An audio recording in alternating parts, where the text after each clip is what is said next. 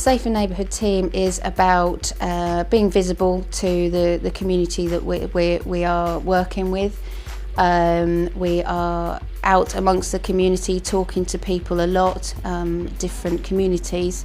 We're there to tackle ongoing long-term work and to sort of break down the barriers really, so that we're more approachable to sort of members of the public. A typical day is, depending on what's happened overnight, we would come in and have a look at the crimes that have happened overnight, and if there's any work that is needed on those crimes, we would go out and make contact with those people. Sometimes it's basic crime prevention, but then we have 3 priority taskings for the 3 months that are flagged up by the community. So if we're not dealing with the crimes that have happened overnight, or people who want to speak to us for different reasons, then we would be sort of targeting ourselves on those priorities.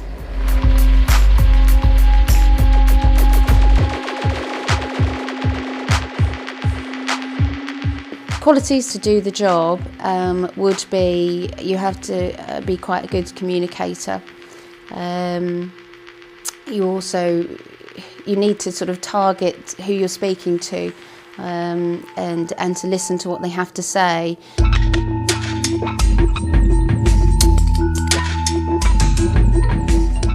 Dealing with different people is it's a skill that you develop over time.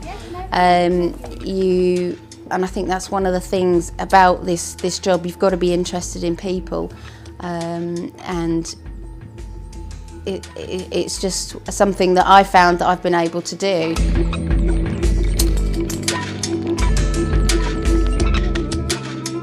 That you do see a lot of emotional issues, and people are in really difficult circumstances, and it really plucks at your heartstrings, and I think that's kind of what spurs you on to then try and do something about it.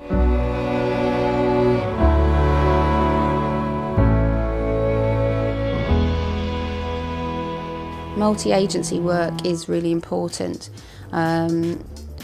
because the problems can't necessarily always be solved by one particular person.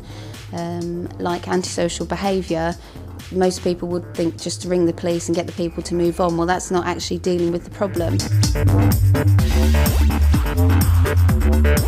I got into this because my uncle was a dog handler for Suffolk Constabulary, and that's where it started. I was initially too short when I first made the inquiries, but I did my A-levels and then got some work experience behind me. I was a special constable for about 18 months, and then I applied to join the regulars. I come to work because I do enjoy it. It's a very varied job.